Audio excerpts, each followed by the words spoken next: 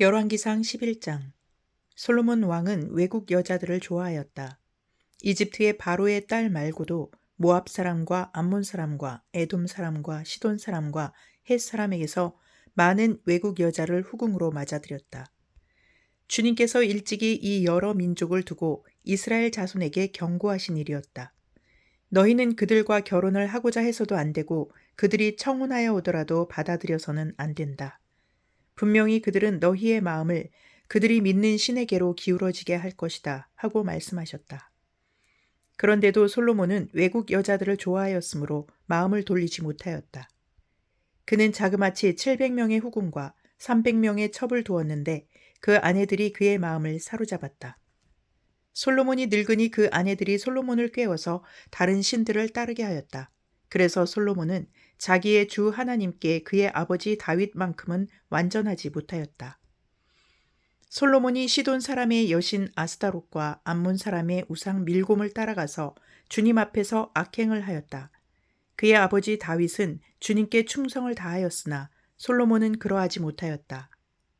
솔로몬은 예루살렘 동쪽 산에 모압의 혐오스러운 우상 그모스를 섬기는 산당을 짓고 암몬 자손의 혐오스러운 우상 몰렉을 섬기는 산당도 지었는데 그는 그의 외국인 아내들이 하자는 대로 그들의 신들에게 향을 피우며 제사를 지냈다. 이와 같이 솔로몬의 마음이 주 이스라엘의 하나님을 떠났으므로 주님께서 솔로몬에게 진노하셨다. 주님께서는 2번씩이나 솔로몬에게 나타나셔서 다른 신들을 따라가지 말라고 당부하셨지만 솔로몬은 주님께서 하신 말씀에 순종하지 않았다. 그러므로 주님께서 솔로몬에게 이렇게 말씀하셨다. 내가 이러한 일을 하였고 내 언약과 내가 너에게 명령한 내 법규를 지키지 아니하였으니 내가 반드시 내게서 왕국을 떼어서 내 신하에게 주겠다. 다만 내가 사는 날 동안에는 내 아버지 다윗을 보아서 그렇게 하지 않겠지만 내 아들 때에 이르러서는 내가 이 나라를 갈라놓겠다. 그러나 이 나라를 갈라서 다 남에게 내주지는 않고 나의 종 다윗과 내가 선택한 예루살렘을 생각해서 한 지파만은 내 아들에게 주겠다. 이렇게 해서 주님께서는 에돔 출신으로 에돔에 살고 있는 왕손 하닷을 일으키셔서 솔로몬의 대적이 되게 하셨다. 전에 다윗이 에돔에 있을 때에 군사령관 요압 장군이 살해당한 사람들을 묻으려고 그곳으로 내려갔다. 에돔에 있는 모든 남자를 다 쳐 죽인 일이었다. 요압은 온 이스라엘과 함께 에돔에 있는 모든 남자를 다 진멸할 때까지 6달 동안 거기에 머물러 있었다. 그러나 하닷은 자기 아버지의 신하이던 에돔 사람들을 데리고서 이집트로 도망하였다. 그때에 하닷은 아직 어린 소년이었다. 그들은 미디안에서 출발하여 바란에 이르렀고 그곳에서 장정 몇 사람을 데리고 이집트로 내려가서 이집트 왕 바로에게로 갔다. 이집트 왕 바로는 그에게 집과 얼마만큼의 음식을 내주고 땅도 주었다. 하닷이 바로의 눈에 들었으므로 바로는 자기의 처제 곧 다브네스 왕비의 동생과 하닷을 결혼하게 하였다. 다브네스의 동생은 아들 그누밧을 낳았는데 다브네스는 그를 바로의 궁 안에서 양육하였으므로 그누밧은 바로의 궁에서 바로의 아들들과 함께 자랐다. 그 뒤에 하닷은 다윗과 군사령관 요압 장군이 죽었다는 것을 이집트에서 듣고서 고국 땅으로 돌아가게 허락해달라고 바로에게 요청하였다. 그러자 바로는 그에게 나와 함께 있는 것이 무엇이 부족해서 그렇게도 고국으로 가려고만 하오 하면서 말렸다. 그러나 하닷은 부족한 것은 아무것도 없지만 보내달라고 간청하였다. 하나님께서는 솔로몬의 또 다른 대적자로서 엘리아다의 아들 르손을 일으키셨다. 그는 자기가 섬기던 소바 왕 하닷 에셀에게서 도망한 사람이다. 다윗이 소바 사람들을 죽일 때에 그는 사람들을 모으고 그 모은 무리의 두목이 되어서 다마스쿠스로 가서 살다가 마침내 다마스쿠스를 다스리는 왕이 되었다. 르손은 솔로몬의 일생 동안에 이스라엘의 대적자가 되었다. 그렇지 않아도 솔로몬은 하닷에게 시달리고 있었는데 엎침대 덮친 격으로 르손에게도 시달렸다. 르손은 시리아를 다스리는 왕이 되어서 계속하여 이스라엘을 괴롭혔다. 느밧의 아들 여로보암은 에브라임족의 스레다 사람으로서 한동안은 솔로몬의 신하였다. 이 사람까지도 솔로몬 왕에게 반기를 들어서 대적하였다. 그의 어머니는 과부 스루아이다. 그가 왕에게 반기를 든 사정은 이러하다. 솔로몬이 밀로를 건축하고 그의 아버지 다윗 성에 갈라진 성벽 틈을 수리할 때이다. 그 사람 여로보암은 능력 있는 용사였다. 솔로몬은 이 젊은이가 일 처리하는 것을 보고는 그에게 요셉 가문의 부역을 감독하게 하였다. 그 무렵에 여로보암이 예루살렘에서 나아오다가 길에서 실로의 아히야 예언자와 마주쳤다. 아히야는 새 옷을 걸치고 있었고 들에는 그들 둘만 있었는데 아히야는 그가 입고 있는 새 옷을 찢어서 12조각을 내고 여로보암에게 말하였다. 10조각은 그대가 가집십시오. 주 이스라엘의 하나님께서 그대에게 이렇게 말씀하셨습니다. 자, 내가 솔로몬의 왕국을 찢어서 10지파를 너에게 준다. 그리고 한 지파는 내 종 다윗을 생각해서 그리고 이스라엘의 모든 지파 가운데서 내가 선택한 성읍 예루살렘을 생각해서 솔로몬이 다스리도록 그대로 남겨둔다.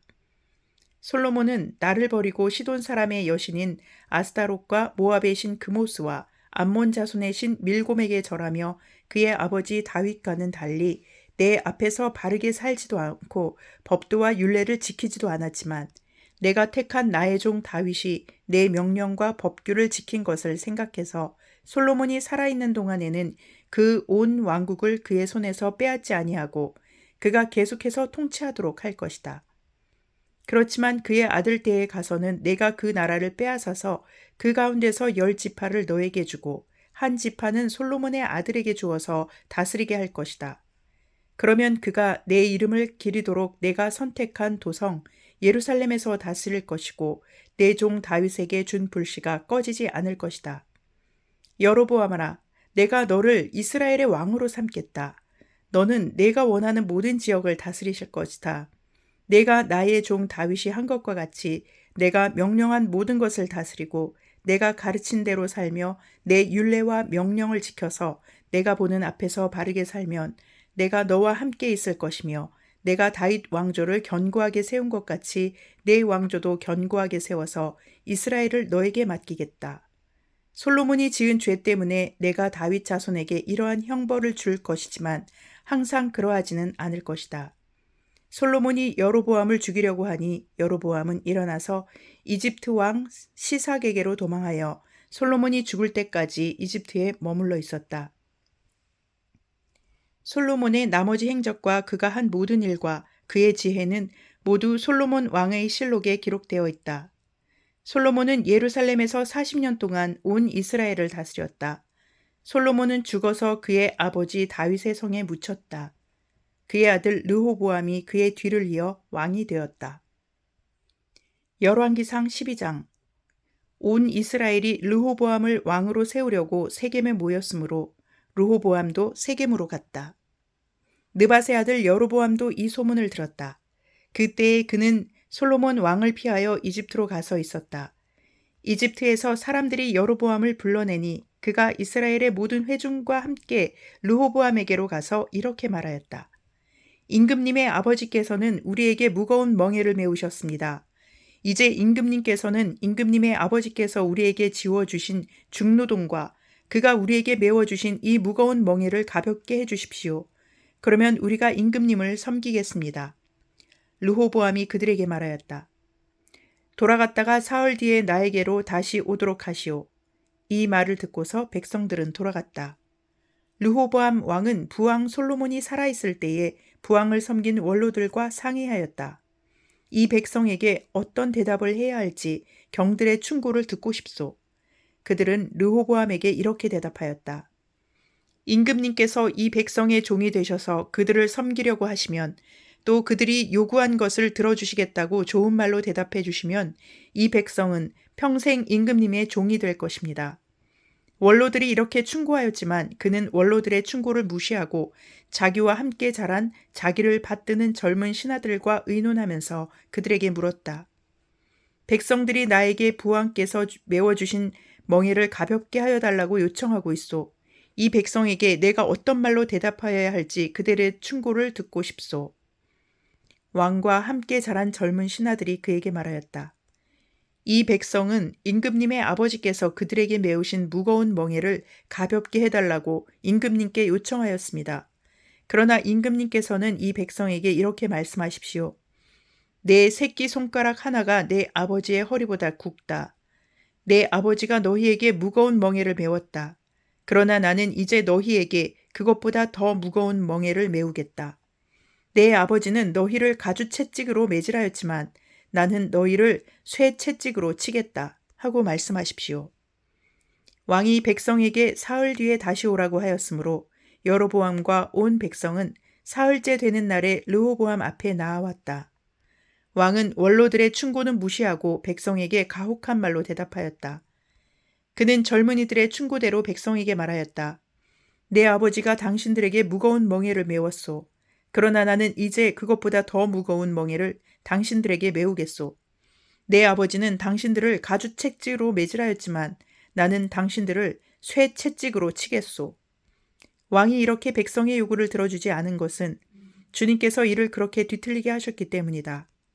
이것은 주님께서 실롯 사람 아히야를 시켜서 느밧의 아들 여로보암에게 하신 말씀을 이루시려는 것이었다. 온 이스라엘은 왕이 자기들의 요구를 전혀 듣지 않는 것을 보고 왕에게 외쳤다. 우리가 다윗에게서 받을 몫이 무엇인가? 이새의 아들에게서는 받을 유산이 없다. 이스라엘아, 저마다 자기의 장막으로 돌아가라. 다윗아, 이제 너는 내 집안이나 돌보아라. 그런 다음에 이스라엘 백성은 저마다 자기의 장막으로 돌아갔다. 그러나 유다의 여러 성읍에 살고 있는 이스라엘 자손은 르호보암의 통치 아래에 남아 있었다. 르호보암 왕이 강제 노동 감독관 아도니람을 이스라엘 자손에게 보내니 온 이스라엘이 모여서 그를 돌로 쳐 죽였다. 그러자 르호보암 왕은 급히 수레에 올라타서 예루살렘으로 도망하였다. 이렇게 이스라엘은 다윗 왕조에 반역하여서 오늘에 이르렀다. 이 무렵에 온 이스라엘 백성은 여로보암이 돌아왔다는 소식을 듣고서 사람을 보내어 그를 총회로 불러왔으며 그를 온 이스라엘을 다스리는 왕으로 추대하였다. 그리하여 유다 지파만 제외하고는 어느 지파도 다윗 가문을 따르지 않았다. 르호보암이 예루살렘에 이르러서 온 유다의 가문과 베냐민 지파의 동원령을 내려 정병 18만 명을 선발하였다. 그래서 이스라엘 가문과 싸워서 왕국을 다시 솔로몬의 아들 르호보암에게 돌리려고 하였다. 그러나 그때에 하나님께서 하나님의 사람 스마야에게 말씀하셨다. 너는 유다 왕 솔로몬의 아들 르호보암과 유다와 베냐민의 모든 가문과 그 밖의 나머지 모든 백성에게 이 말을 전하여라. 나 주가 말한다. 일이 이렇게 된 것은 내가 시킨 것이다. 너희는 올라가지 말아라. 너희의 동족인 이스라엘 자손과 싸우지 말고 저마다 자기 집으로 돌아가거라. 그들은 이러한 주님의 말씀을 듣고 주님의 말씀에 순종하여 모두 귀향하였다.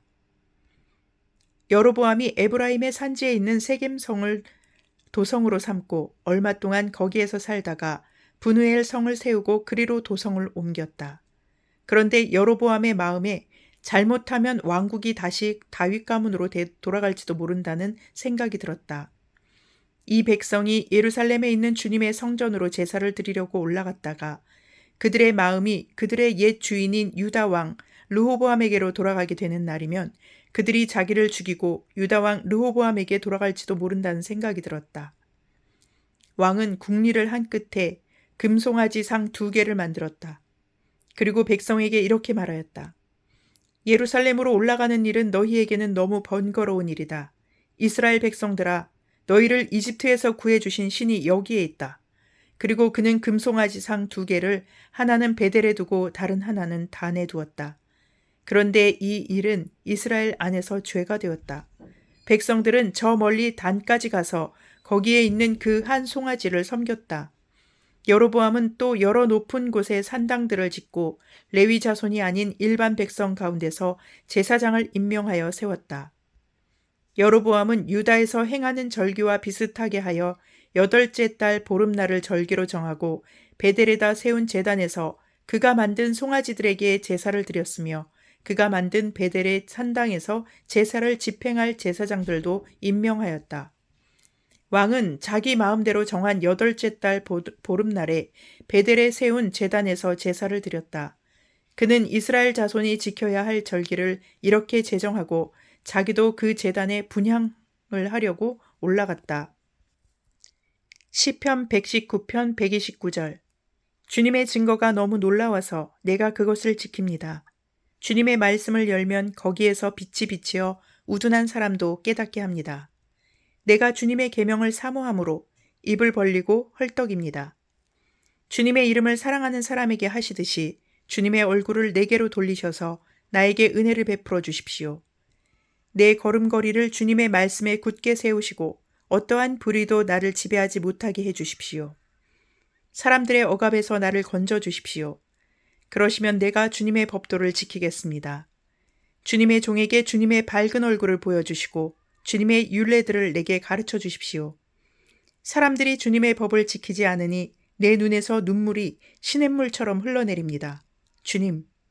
주님은 의로우시고 주님의 판단은 올바르십니다.